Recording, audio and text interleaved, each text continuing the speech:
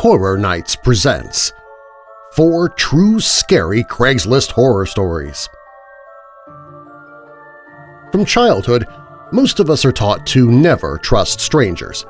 Do not get in the car with them, do not take candy from them, and do not trust them with your personal belongings or information.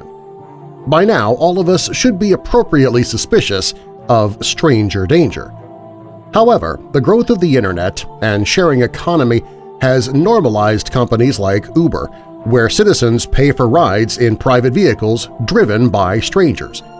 Although it offers everything from employment opportunities to the chance to hook up with other singles near you, most associate the website Craigslist with the seedy act of agreeing to meet a stranger somewhere in order to exchange money for something or some service. Founded in 1995 by Craig Newmark, Craigslist was originally a small email distribution service that was only used by Newmark's close circle of friends in San Francisco.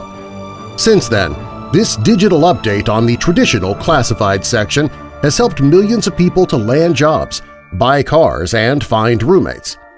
Sadly, some Craigslist transactions have taken dark turns. Some have even been deadly. The following 4 tales are all true stories about how Craigslist ads led to assault, rape, and murder. Before we get into this video, make sure you hit that subscribe button and the notification bell to be the first to see our newest videos as they're posted. Number 4. Seeking Rapist. In the summer of 2012, a 32-year-old man in Twin Falls, Idaho began sending bizarre emails to someone named Michael Combs. Combs admitted that he started the conversation when he replied to an ad that simply read, "Want to help me?" in the Casual Encounters section of Craigslist. The subsequent emails revealed that the man who wrote the ad was married to a woman whom he claimed wanted to have her rape fantasy fulfilled.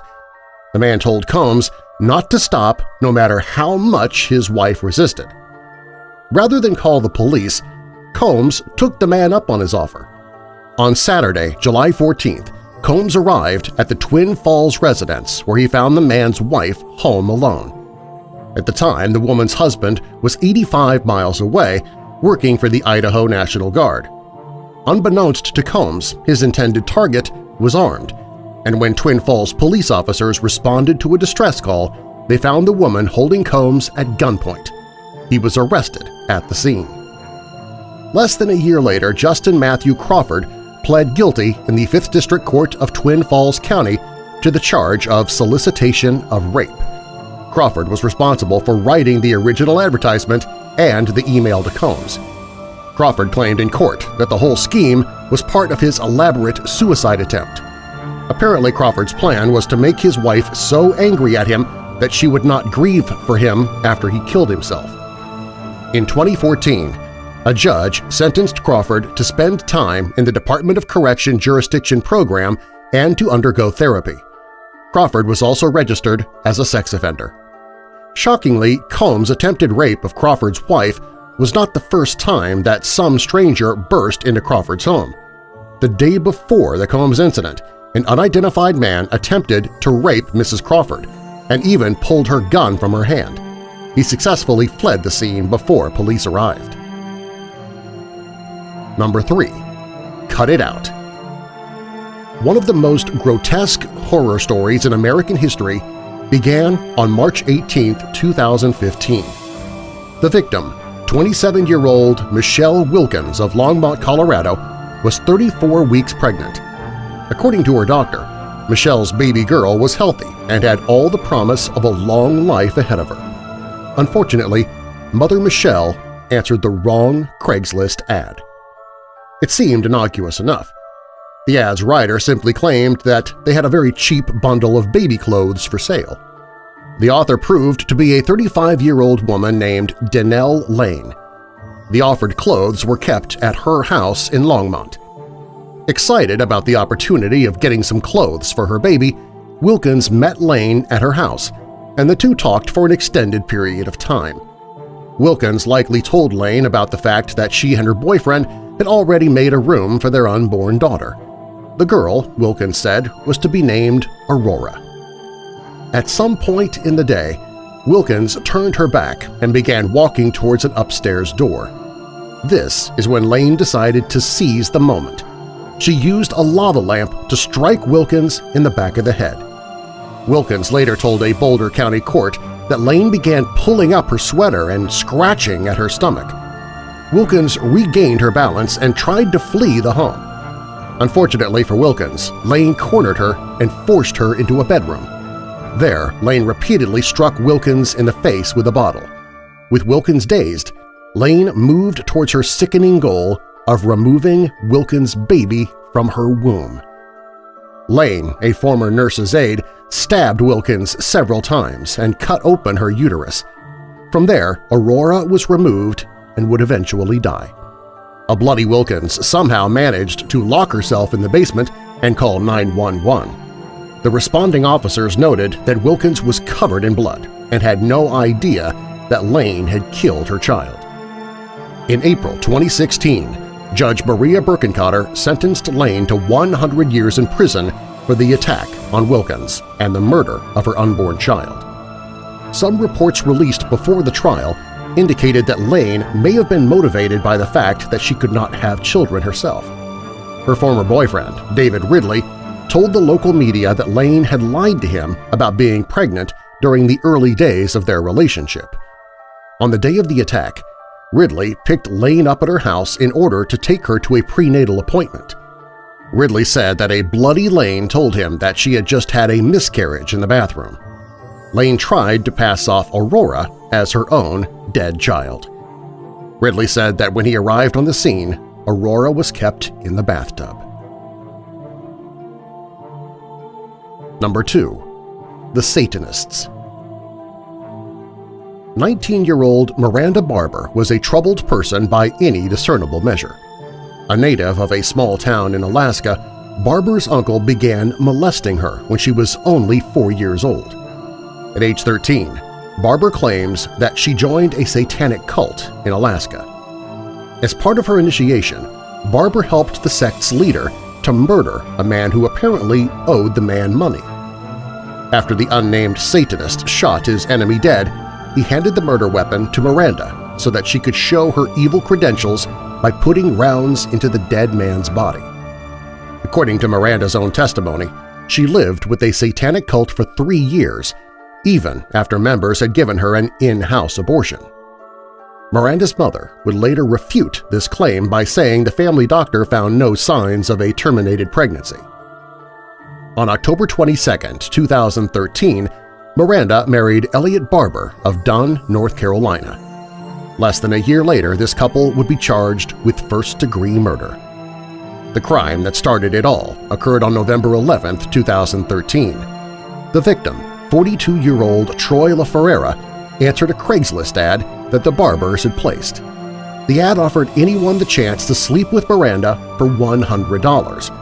All parties agreed to the exchange, and Miranda and Elliot drove from their new home in Selinsgrove, Pennsylvania, to Hummel's Wharf, Pennsylvania. After meeting LaFerrera at the Susquehanna Valley Mall, Barber agreed to drive him to the small town of Sunbury. Elliot stayed hidden in the back of the couple's Honda CR-V. Underneath his concealing blanket, Elliot held a cord. When Miranda gave him their prearranged signal, Elliot leapt up and began strangling LaFerrera with the cord. While the husband choked the life out of their victim, Miranda used a knife to stab LaFerrera to death. The coroner's report later found that the victim had been stabbed over 20 times. 1 day later, LaFerrera's body was found in an alley in Sunbury. When police investigators apprehended the Barbers, they discovered to their horror that LaFerrera had been killed on the couple's 3-week wedding anniversary.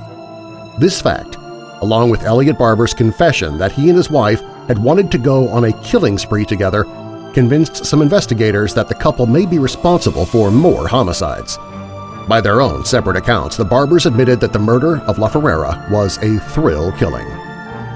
On Valentine's Day 2014, the incarcerated Miranda Barber told police that she was responsible for at least 21 other murders stretching back to 2008. Barber claimed that she had killed only bad people in the states of Alaska, Texas, North Carolina, and California. This confession sent police officers scrambling for more information about unsolved homicides across the country. A few months later, Miranda attempted to hang herself in her jail cell. All told, Miranda and Elliot were both sentenced to life in prison without the possibility of parole. Ashley Dean, Miranda's sister, reacted to this news by telling People magazine that their mother Elizabeth was responsible for Miranda's crimes. Ashley claimed that her mother was verbally abusive, inattentive, and frequently brought strange men into their household. "I just want to make it clear that it's not my sister's fault," Ashley said. "She's not this monster on her own. It's come from someone else." Number 1. The Craigslist Killers. Law Street Media published a report in 2014 that stated that 58 murderers and 45 murder victims had connected via Craigslist since 2009. Another organization, Advanced Interactive Media Group LLC, published their own report that found that 86 murders could be linked back to Craigslist and its users since 2007. Many of these crimes were not widely covered by the national media. In 2011, Dao Xiong of Washington County, Minnesota, was sentenced to life in prison after he murdered Yao Lor during a robbery. Dao had planned on stealing Lor's Nissan 350Z, which Dao found advertised on Craigslist. This theft turned into a murder when Dao shot Lor twice in the stomach after hitting him several times with a rock or brick. Brandon Kent used Craigslist to meet 26-year-old Ty Lamb in Berwick Plantations, Georgia. Lamb thought that he was selling his motorcycle to Kent, but what actually happened is that Kent shot him in the stomach, then stole the bike. In July 2010, David Spar of Waynesville, Georgia used Craigslist to meet 21-year-old Tierra Poole, who was then married to a U.S. Navy sailor away on deployment. When Poole placed an ad in Craigslist asking for male companionship, Spar answered it with gusto. The two traded sexually explicit text messages until they finally met face-to-face at a local hospital. The two then had sex in Poole's Jacksonville, Florida apartment. It was here that Spar stabbed Poole to death. A jury found Spar guilty of first-degree murder in 2011. Of all these murders, none stand out more than the crimes committed by the Craigslist Killer, Philip Markoff. Markoff was a former medical student from the small town of Sherrill, New York.